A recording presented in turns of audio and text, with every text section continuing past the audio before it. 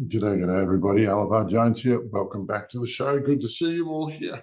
Yeah, we've had a really busy time. I had a couple of weeks off, and so um, I haven't been publishing videos as regularly as I might, and so that will be changing now.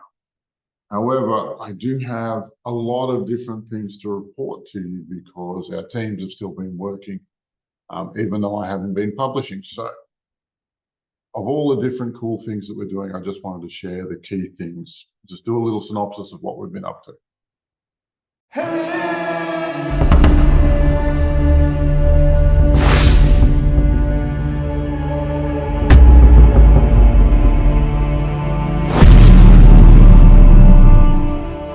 I think that we've all had enough. What keeps you up at night, yeah? Make all the demons quiet, yeah. We were built to thrive, yeah.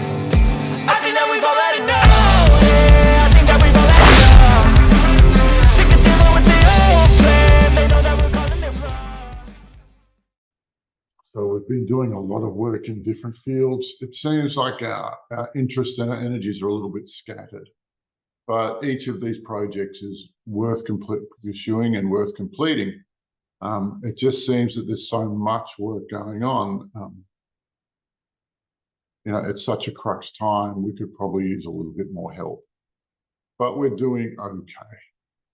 Now, we got some wonderful intel from a guy who only speaks Spanish, but he's been astral projecting. He's been doing this sort of work for decades, and it was a real pleasure to talk to him. He even invited his own translator, John Monsalve, and I'll put his link in the description here. It's worth checking out.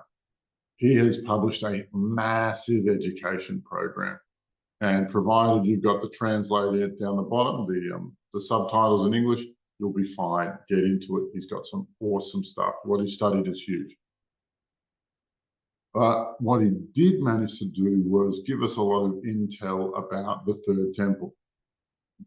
You may have heard about the red heifer and the plan for the Hebrews to rebuild the temple and summon the, I don't know, end of the world is usually what those guys are about.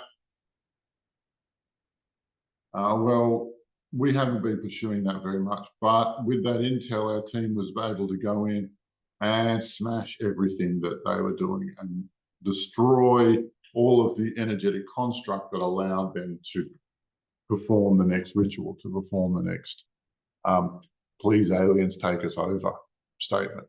What was really interesting about that one was that we got through the higher layers of this construct, and that's when we saw the Stargate that's there, and all of the bad guys are running out the Stargate and closing it behind them because they know our team's got the reputation of never being stopped, and they didn't stop us here either. The chance that the third temple will be rebuilt is almost zero, and the ceremony of the red heifer, if they go through with it, if they push it, doesn't have the energetic platform to make it worth anything. So yeah, that was a nice little piece of work. Also, we came across 93 missing soul shards of Gaia.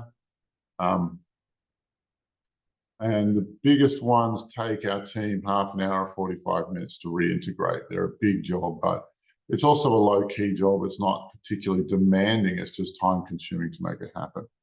And we've done the 5 largest, and I think about the 12 smallest out of 93. So that number keeps reducing, and we'll keep working on it because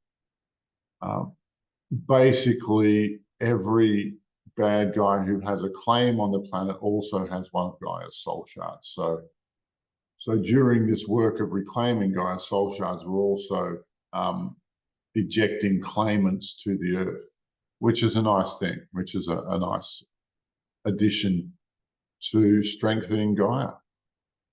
Our teams did a lot of work on Hurricane Milton and the hurricanes that were there around recently. Now, the very first mission I ever did with somebody else was actually about a tornado that was going to hit the coast of Australia. And the two of us, we did a flight, and he could get us to the center of the storm. And then when we reached the center of the storm to see what was going on, we saw a chaos demon there, and I was able to defeat it. But I probably wouldn't have got there without him, and he probably wouldn't have defeated the demon once he got there on his own. So this is just this is the thing that showed me teamwork's really powerful, because when we woke up in the morning, the news go, oh, hurricane's blown itself out, nothing going on, nothing to see here. And so our team did a flight without me to try and close it down. And then we did another one with me, and it just died off in the news. It just disappeared. So I only assume there was no more carnage and wreckage to be reported. What else did we do? Oh, this is a big one. Oh, there's two big things here. One is we're looking at the reincarnation cycle, and it's a joke. It's a mess, and souls that would regularly leave after an incarnation are stuck here, and they're sort of just washing back and forth in these these fields of souls. And it's messy. It's very messy, and it shouldn't be that way. And those refugees make it harder for everyday souls to do what they're here to do. And so holding them all trapped here weakens humanity. And one of the key things about the reincarnation cycle is that eventually the idea of the karma is not to ever delete it all, but to get caught in a karma trap and owe more money than you can pay. And that's when your soul gets claimed and they get to use it for eternity. It's that's the point of the reincarnation cycle. But I've done other videos on this. I think it was the scam behind all religions, that was there too. And there is another project that we began. It's the last planet I lived on before Earth was Procyon, and I worked on their planetary defense grids.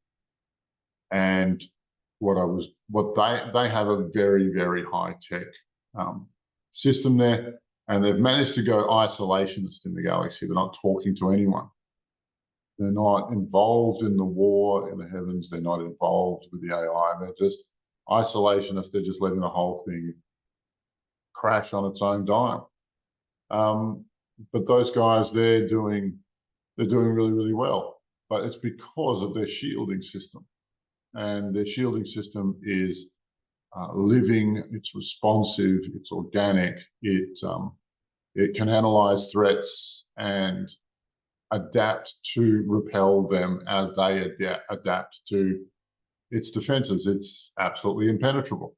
And I just put a wobbly one of those up around the Earth. It's I didn't have enough fuel to really make it awesome, but it's in place, and we're going to keep building on that over time. So yeah, we're looking forward to seeing how much easier that makes things if they can't make a direct flight onto the planet. We'll see. It also has the effect of locking these guys in with us, so that I keep amongst the teams, I keep talking to demons, and I keep saying that demon kind has us in a vampire's embrace, and we're rolling around on the ground wrestling to see who's going to come up, who's going to stand up again, because it's only going to be one of us. And by putting up the shield and locking these bad guys in, it means that our team has a limited number of enemies that we have to defeat instead of an unlimited, or they're not going to be reinforced anymore. So we've made massive advances, and we're still moving forward. Of course, we could use more people because the number of tasks we have to do is epic. On top of that, we actually had a really interesting mission. I might talk about that in a different video. But yes, just started another course group, and they're all loving the class. We also have one that starts in January, at the end of January. If you wanted to be involved in this sort of work, if you wanted to be an A-grade astral projector, and see what's really out there in the spirit world. Yep. But all of this is my love to you all. May the force be with you. Bye for now.